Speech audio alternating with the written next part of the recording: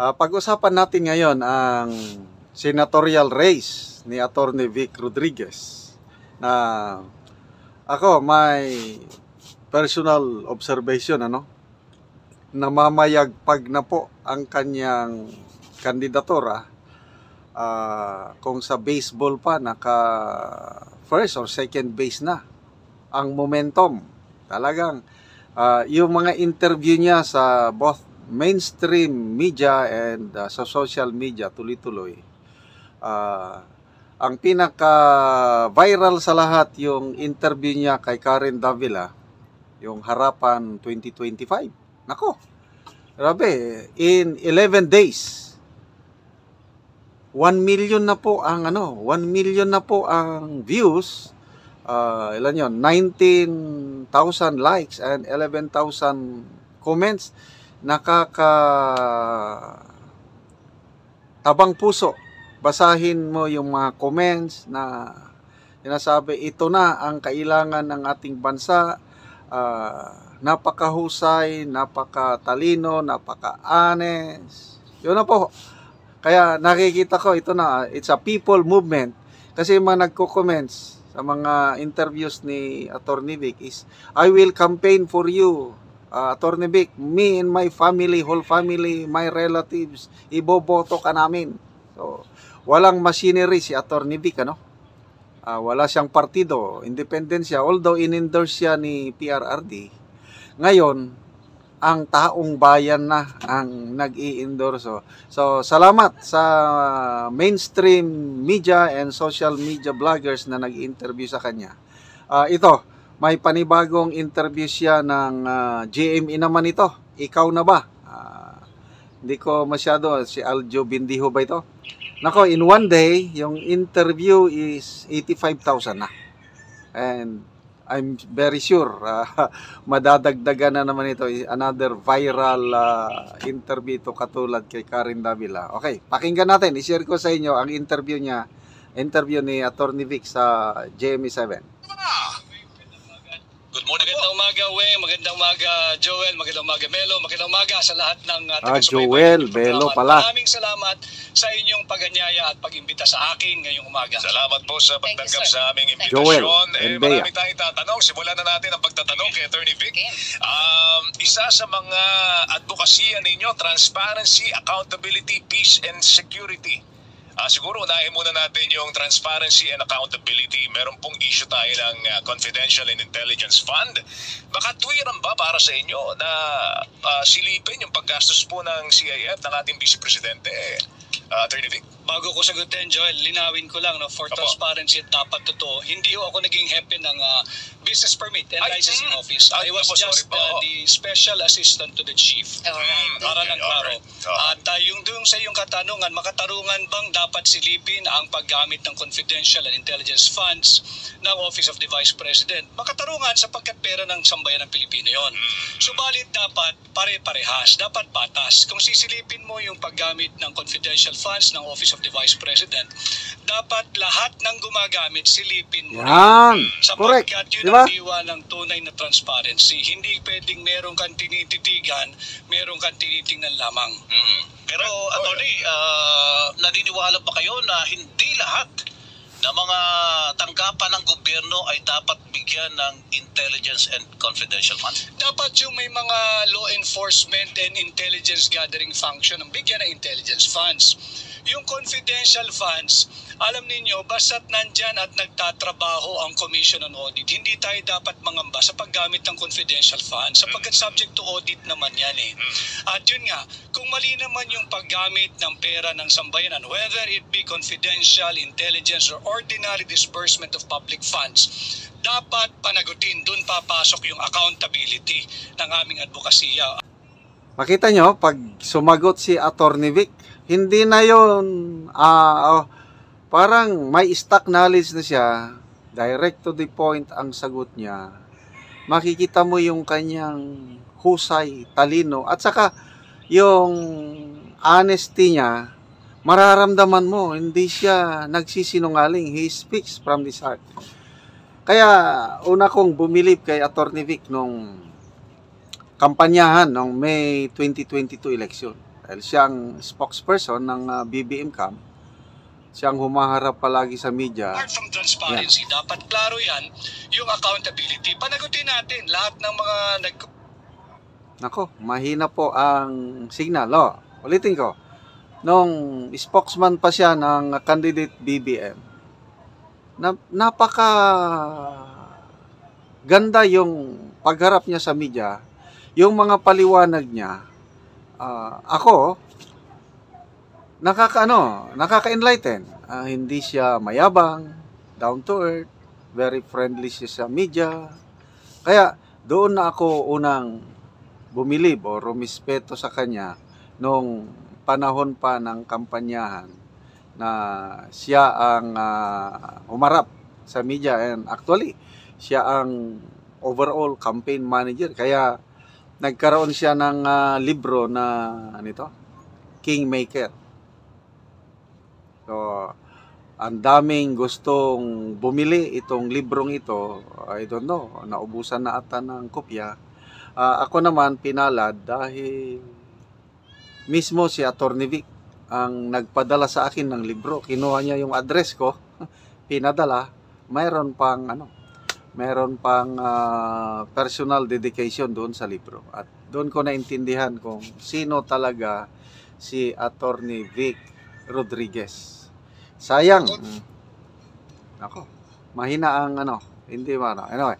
Sayang, yung mga ganitong tao sana ang talagang magtatagal ng serbisyo sa gobyerno. nagnanakaw ng pera ng gobyerno. Yun, at nabanggit mo na rin yung mga nagnanakaw ng pera ng gobyerno. Kasi CAF ay nadidikit din po sa issue ng corruption. Malaking problema po ng gobyerno ang corruption. Napakalaking pondo na pupunta dito. Anong pwede nating gawin para patalasin ang batas para masawata o kung hindi man mabawasan ng malaki ang katiwalian po lalo na sa gobyerno? Tama yan, Weng. Malaking bahagi ho ng ating budget ay napupunta doon sa sinasabi nating pangbayad utang o debt servicing. Around 7% or maybe higher. Subalit ang masakit na katotohanan, mas malaking bahagi ang natatapon dahil sa korupsyon. At dahil dyan, bilang aplikante ninyong senador, isinusulong ko bilang tunay at maisog na oposisyon at aking ipapanukala bilang senador ang pagpapababa ng threshold ng plunder from 50 million to 5 million pesos or even less. At pag yan ay naibalik natin, ipapanukala kung maibalik bilang kaparusahan sa plunder. Dahil pagod na tayo, bata pa tayo, naririnig na natin yung korupsyon, subalit imbis na masawata, palala at higit ng talamak ngayon ang korupsyon. Paliwanag nga po, Attorney Vic, bakit 5 milyon? Bakit, why that figure? Because it can even be 1 million, Joel. Sapagkat walang dahilan na tayong apat ay nag-uusap dito kaharap ang mga sambayan ng Pilipino na hindi man natin makasuhan yung mga sa ating tiwali sa gobyerno ng plunder or pandarambong sapagkat hindi pa umaabot ng 50 million pesos. Ang kahit ano pang halaga yan. At base na rin, lagi kong sinasabi, kahit sa banal na kasulatan, ang sabi lang doon, thou shall not period.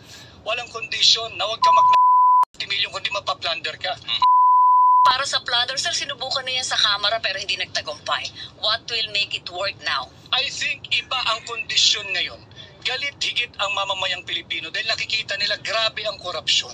At all levels, nakikita yan. Not only because I am running for senator and I'm speaking this way, no.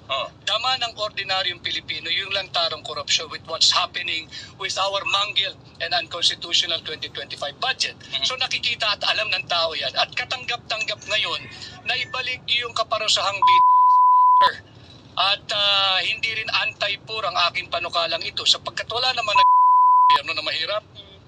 Meron ako naalala ni Barry Melo at ni Rowena ito. Merong insidente noong nakalipas na administrasyon Duterte.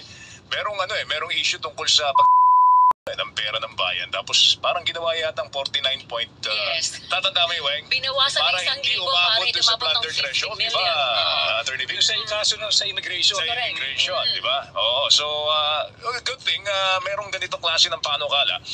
Kaya lang magdidebate tayo doon sa figures. Sinasabi ko, threshold na 5 million. di ba? Sir, baka magkaubusan ng tao sa gobyerno. Be lower, okay. Baka magkaubusan ng tao sa gobyerno pag ginawa mong 1 million. Hindi ba't mabuti yun? So, we feel us ordinary folks can get a reprieve from the daily occurrence of corruption. Like the 1.4 billion pesos daily being used apparently for flood control funds. Nasaan yun? Ayun. Okay, babalikan natin yan. Baka mahaba-habang usapan pa yan. Dahil dalawang topic ang na-touch mo dyan, corruption at pati yung pagbabalik. Yes. Pero attorney, meron tayong problema maliban sa problema natin sa mga corrupt. Merong nanliligalig sa atin eh. Hindi naman Pilipino ito eh. Mga mga Chinese ito, hanggang ngayon nandiyan pa rin sila. Yung monster ship, para ba sa ikatatahimik at ikapapalagay ng loob natin? Kasi peace and stability pinag-uusapan natin. Ano pwede natin gawin dyan? Kulang pa ba ang batas? Kasi may dalawang batas tayo, Maritime Zones Act, meron tayong Archipelagic Sea Lanes Act. Bagong-bago itong mga batas na ito, pero mukhang hindi pinapansin ng China at nandyan sila ngayon. Ano ba pwede nyo pang idagdag dyan pagka inahalal na senador? Unang-una, kailangan klaro sa atin na ang pangunahing arkitekto ng ating foreign policy ay ang Pangulo ng Republika ng Pilipinas. Subalit bilang senador, maaari naman nating gabayan kung sino man ang Pangulo at magiging Pangulo na kinakailangan we have to be more diplomatic in trying to ease the tension there in the South China Sea. We have to help diffuse and de-escalate the tension. Di pa ba natin ginagawa ngayon yun? Hindi tayo pwedeng sumunod melo doon sa itinutulak na interest. Hindi interest ng Pilipino to eh. Interest ito ng ating banyagang alyado, yung American interest. And we cannot follow their interest. It is not in our interest to go to war with China. I am not acquitting China of their many wrongdoings. Marami silang mali. Subalit, ang choice mo lang, pagka ganyang usapin, dalawa. Kaya mong makipag-usap tayo.